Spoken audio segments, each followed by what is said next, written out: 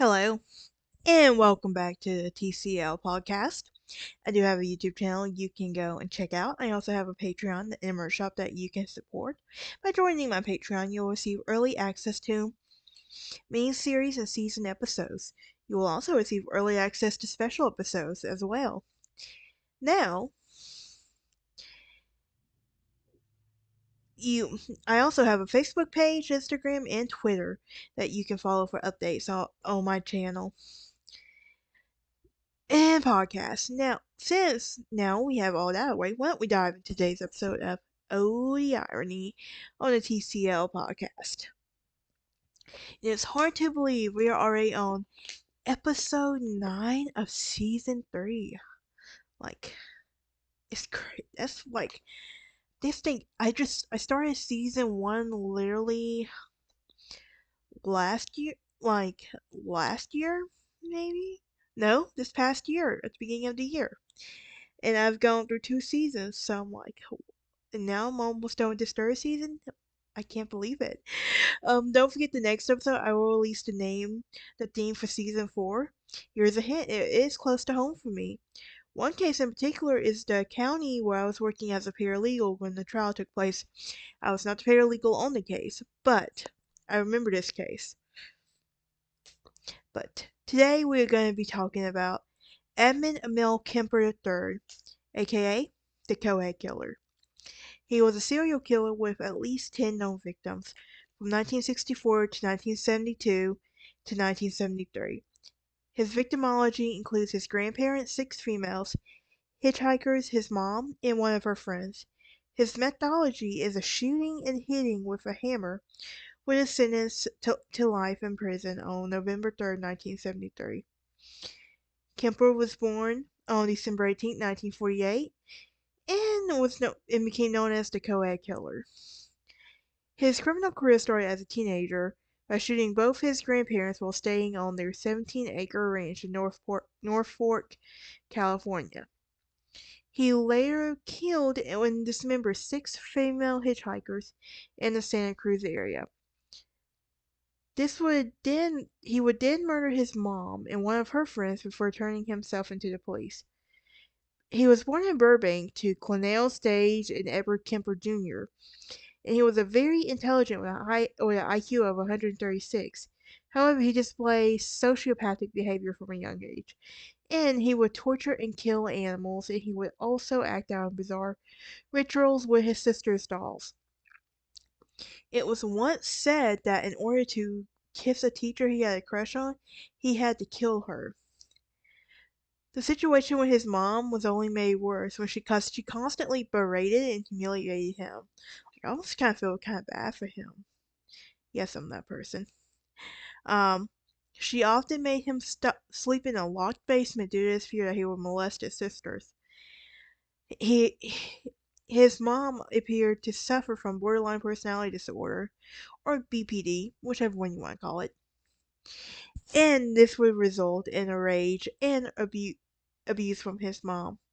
And on April 27, 1964, he shot his grandma, while she was in the kitchen table putting the finishing touches on the latest children's book. When his grandpa came home from grocery shopping, Kemper shot him and then called his mom, who urged him to call the police. And when questioned, he just wanted to see what it would feel like to kill his grandma. And then he killed his grandpa because he knew he would be angry, and for him that was what he had done. Kemper was only 15 at this time.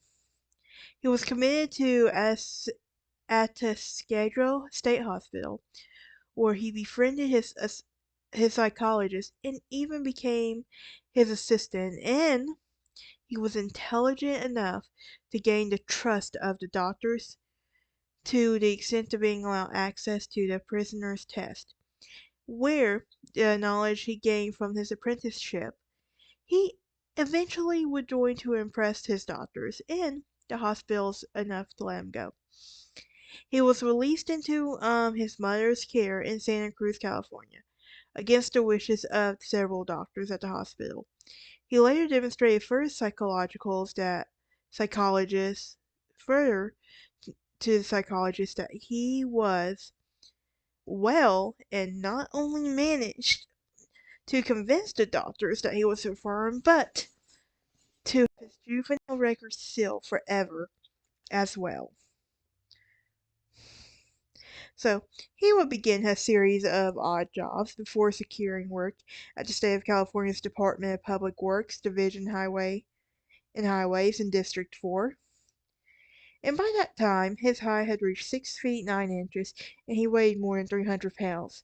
So between May 1972 and February 1973, he embarked on a spree of murders, picking up female students hitchhiking, taking them to isolated rural areas, and committing them.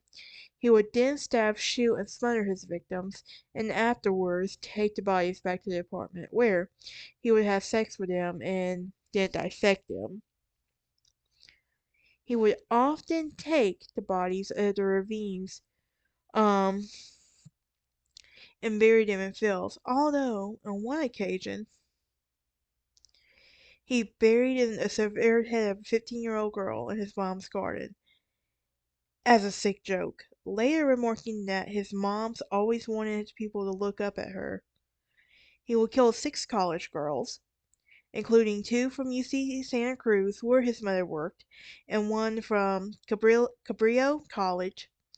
Is it Cabrillo or Cabrillo? I want to say Cabrillo. Um, but anyway, he would often go hunting for his victims after arguing with his mom.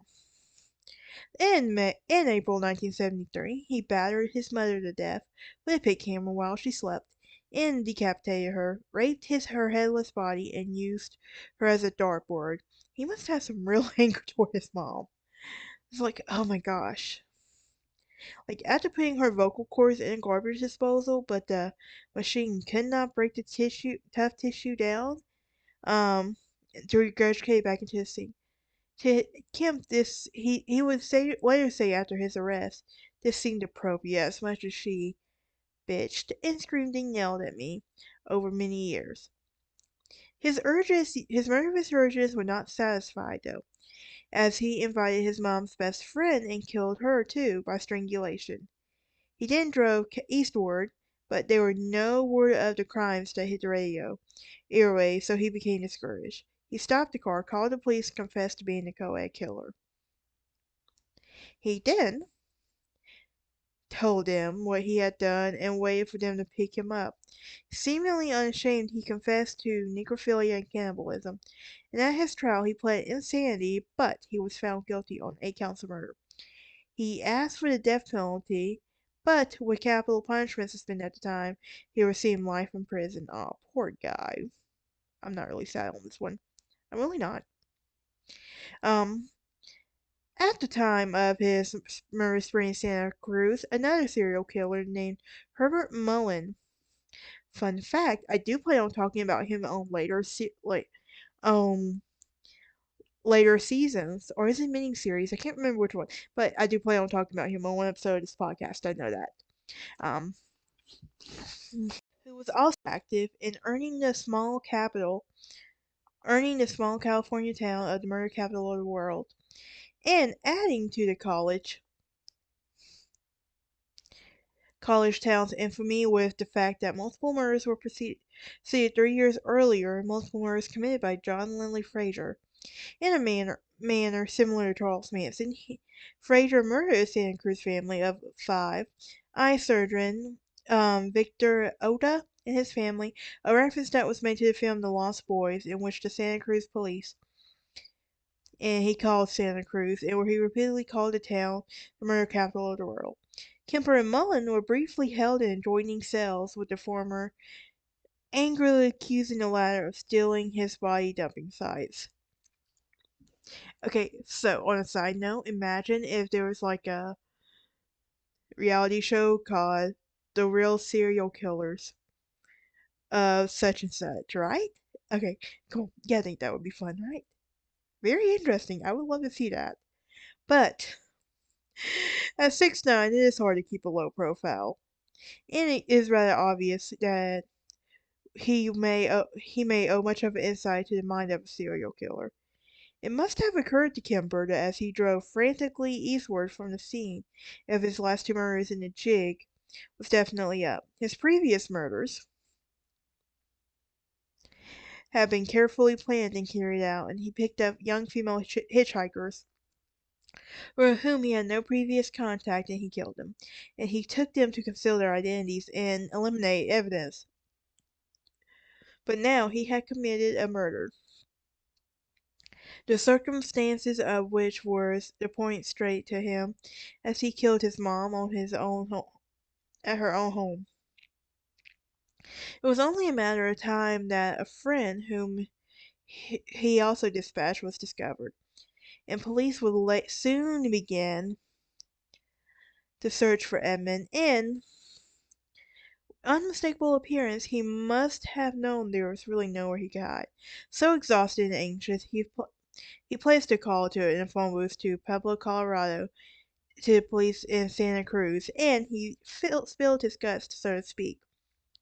Still, the scope and details of this confession can be completely attributed to his appearance. If he wanted to, he probably could have confessed only to the last two murders, keeping mom about the six hitchhikers, keeping him, keeping mom about the six hitchhikers. It's really interesting. Like, he had a complicated childhood. That's pretty obvious, right? But it's but there's so many parallels between him and other serial killers. His parents had a stormy marriage, and they separated when he was only 9.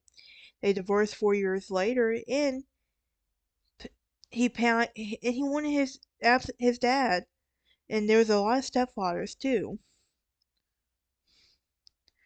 Like,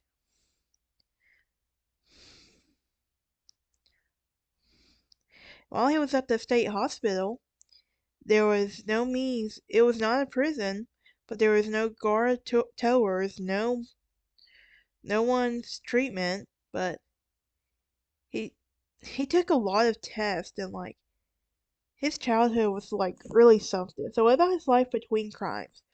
Well, we know that his mom held a responsible position as administrative assistant at the UC Santa Cruz, and she was competent and well liked. In the absence of her son had given her several years of relative peace, but verbal batters loud enough for the neighbors to hear.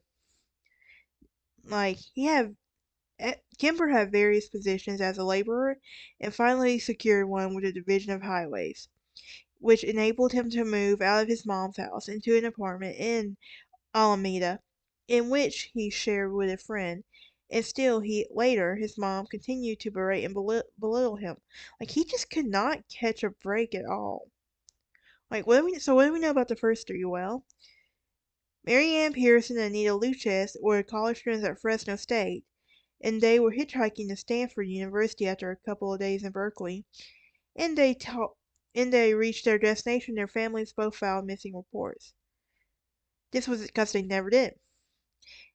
And though it was hard to get the police to pursue such a case with gusto, with so many runaway and transients around the Bay Area, the girls appeared all at the same.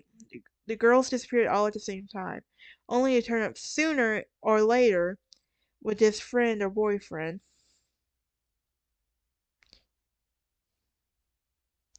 Then there was three more girls. Like, I'm not gonna go all their names because these families do deserve some form of peace.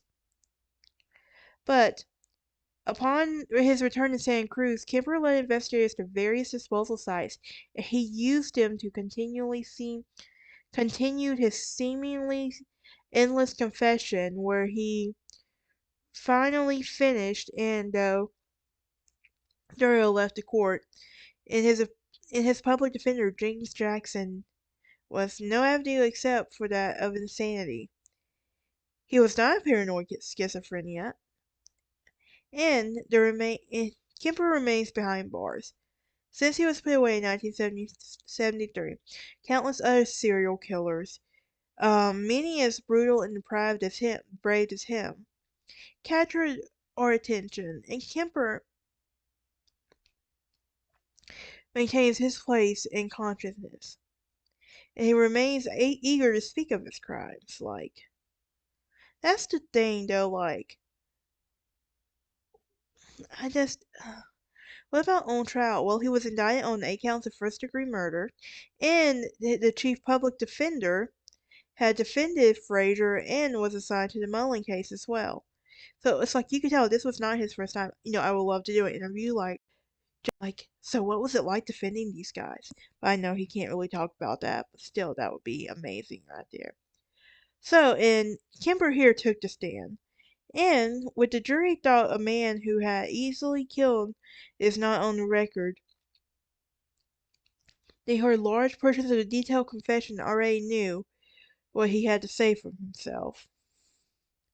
It's like, I think that's honestly where he messed up at, really. Because with a confession, they probably could have got second degree. But I'm not a lawyer yet, so I'm just guessing on that.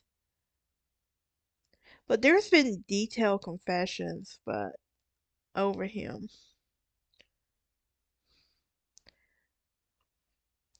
But you can find there's a lot of movies and stuff about him as well. This is just a brief overview, really. A lot of people there's a lot of podcasters who dedicate a whole series to serial killers, and then you could probably there's probably is one you could find. But all right, y'all have a great day, and I will see y'all next time.